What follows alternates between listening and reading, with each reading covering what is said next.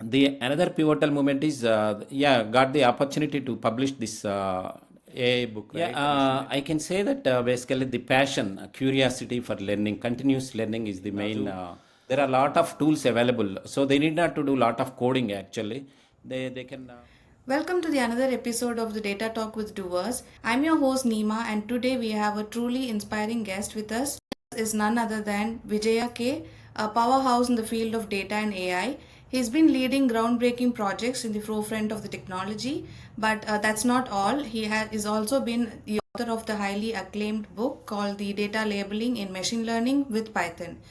We are going to learn more about the book as well in the podcast. In today's episode, we will be exploring Vijaya's journey, diving into the world of Gen AI and uncovering the latest trends and insights in AI. So, without any further ado, let's get started. So, welcome to the show, Vijaya. It's truly honor to have you in the show.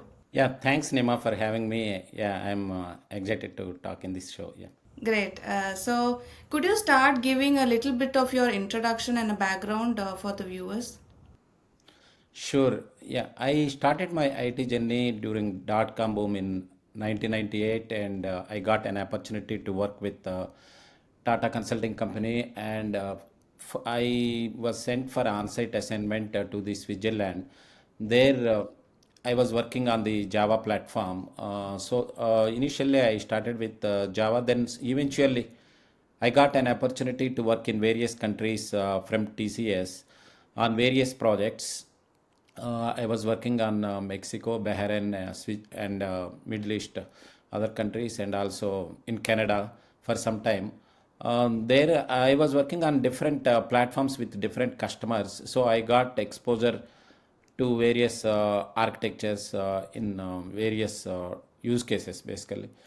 Uh, Eventually, when I came to US in 2008, then I was working with Harvard Business School. Thereafter I was working with various financial institutions, companies.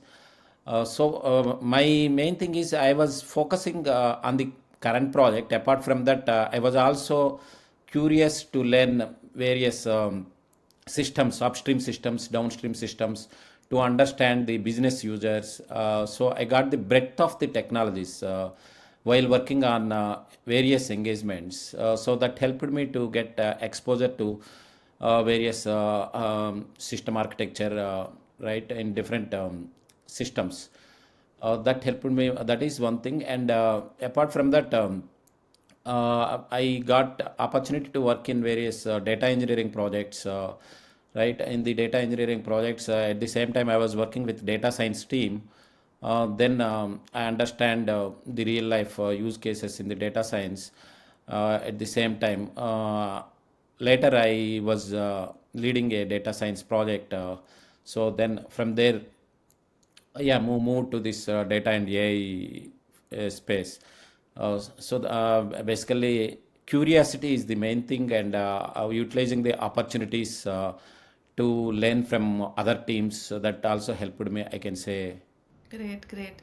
So, I think your experiences, in addition to the breadth of technologies, I think you have also worked with very uh, global clients, right? Right. You have been in different countries, and different experiences have definitely helped you a lot in gaining that experiences. Could you share some pivotal moment in your career that shaped your interest in or your path towards AI? Sure. First, actually, I first fascinated by this machine learning during 2016 when I was doing that Andrew and G course. He was the machine learning guru, right? So on the Coursera platform.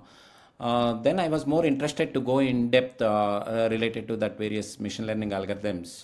Then I did some projects on that. After that, I worked on an actual project. So apart from that, the another pivotal moment is got the opportunity to publish this AI book, right? Machine learning generative AI, that got released recently. That 2024 January around. I authored that book. Basically, that is another, I can say, another moment for me. When I it took a long time, around 1 year, to complete that book. But at the end of the day, once that is published on Amazon, then I was very excited to share my knowledge with the bigger audience. Yeah. And another important point I can mention that even before machine learning yeah, came into picture, right? During 2004, I was working with Indian National Center of Ocean Information Sciences, where we were doing tsunami prediction, early warning system for tsunami prediction. I was leading that project for Government of India, and I got the opportunity to work with yeah, scientists, ocean scientists. So it is say basically using again modeling and prediction, right? So that is another interesting project I can say. Yeah, it got inspired me to go into that direction. Great. So I think the field has always been there. It's just that we people are understanding or knowing about it recently. So you also mentioned that you have written a book, and I must say I read your book, and it's been a wonderful learning journey for me because the book addresses people who are also beginner as well as people who know or machine learning already, and it gives us all the snippet of code. And if you want to build your own projects, you have things mentioned in the book as well. So one question I wanted to ask you, when you wrote the book, what inspired you to write basically on data labeling in machine learning? Because that topic is not talked a lot about in the field, data labeling. And because people talk a lot about machine learning, what are the different models, how could you improve your accuracy, all that is being discussed, but data labeling has never been discussed. But your book has done that. So what inspired you to address this topic, and if you have any interesting thoughts there? Yeah, sure. Basically, see, for every model, either it is machine learning or it is AI, data is the essential part, right? Without data, we cannot train any model. And see, all we know, ChatGPT, right? That ChatGPT has been trained on millions of large volumes of data set, right? Then only we are using that model to do some generation, image generation or code generation.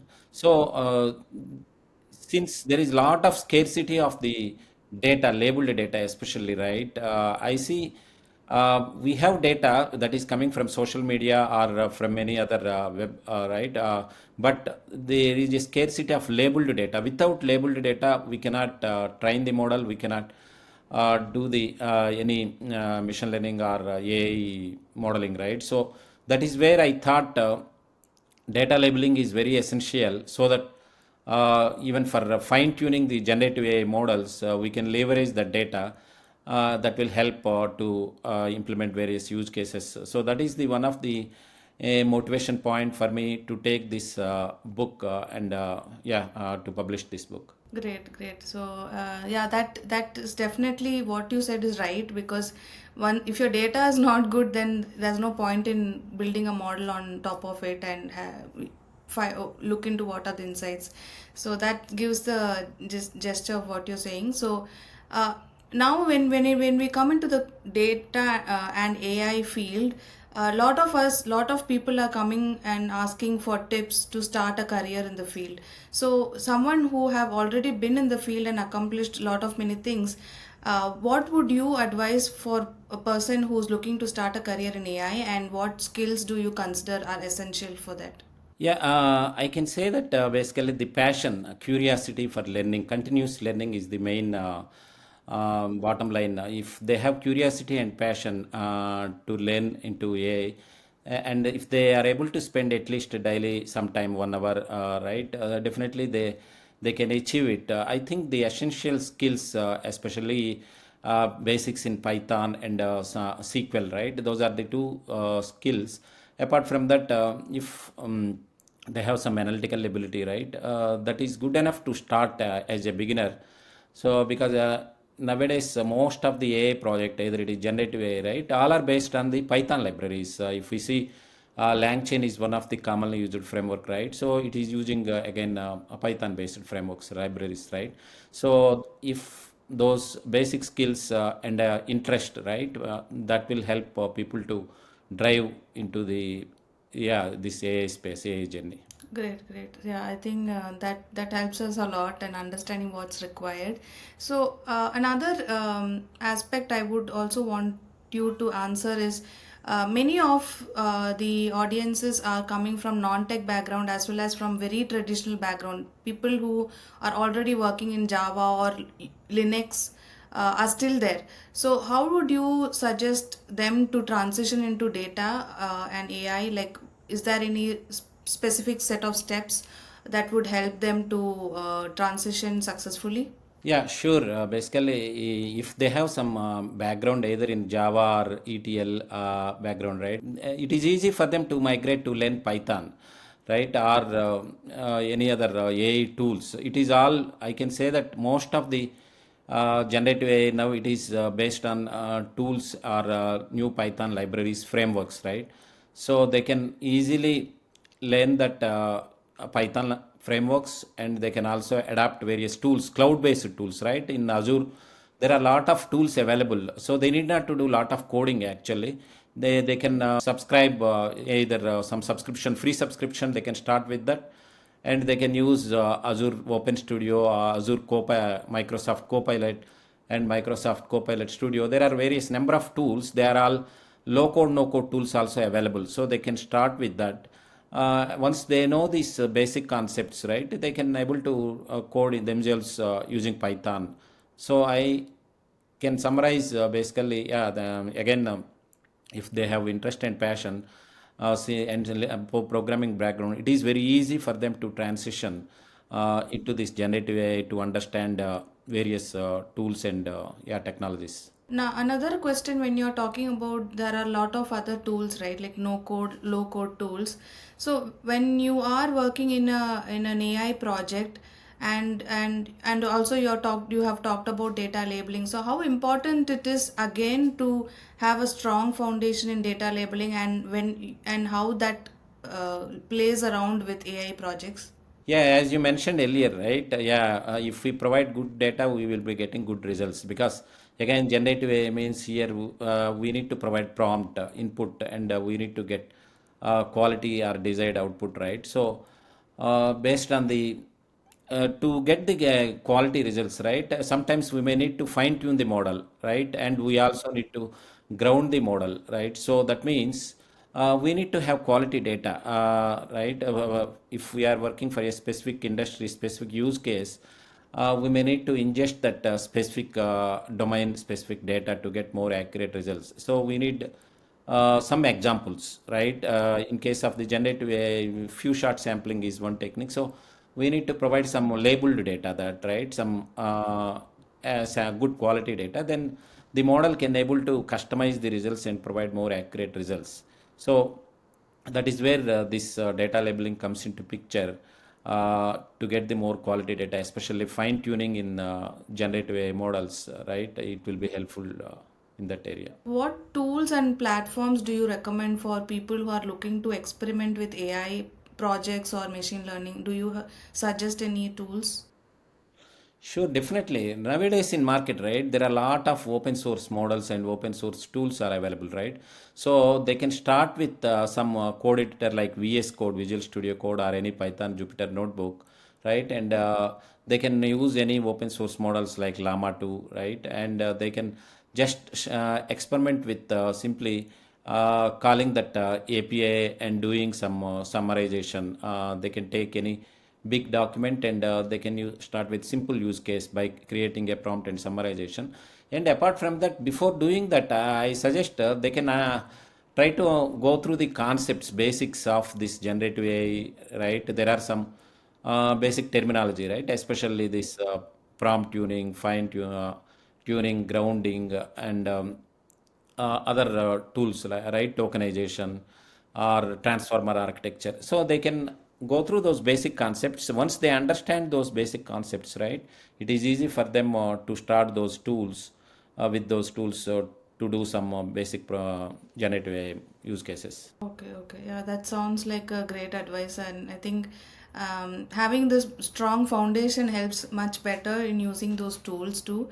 So that's great. And AI has been evolving very rapidly, and there are a lot of companies coming up with AI tools and AI plugins that would help normal people to do their job very easily. So, how do professionals relevant in an industry that keeps changing a lot. So, what's your advice on that? Yeah, that is very good question. So basically, as you said, every day we are seeing a lot of new tools, especially in the age of generative AI, right?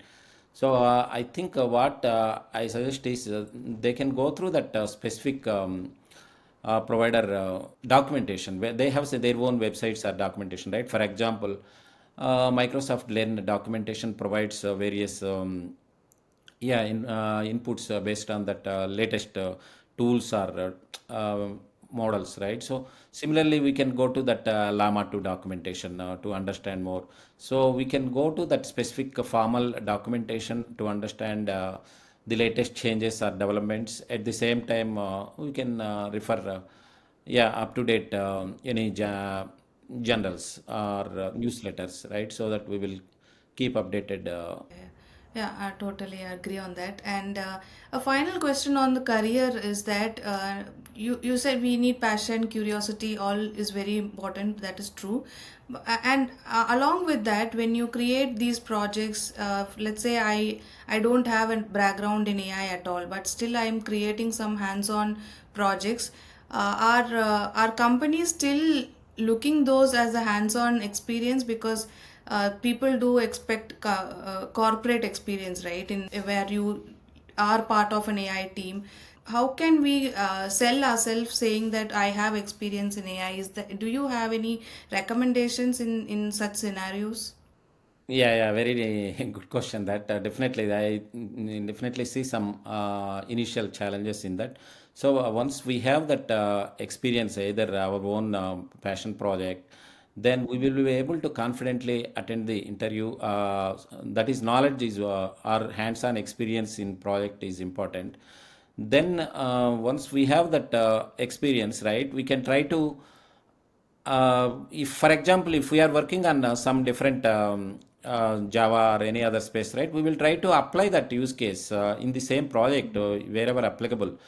Even though it is not generative a project, most of us maybe already in the it and they are working on etl, then they can see where they can automate or where they can use this generative AI, for example, to validate the data, right? That is one area for the already in different field people trying willing to change their career. But if they are beginners, then they can do these projects and they can try to connect on the LinkedIn and the networking to get some beginner level opportunities, right? So that is another, I think, area they can try. Great, great. Yeah, thanks a lot for that thought, Vijay.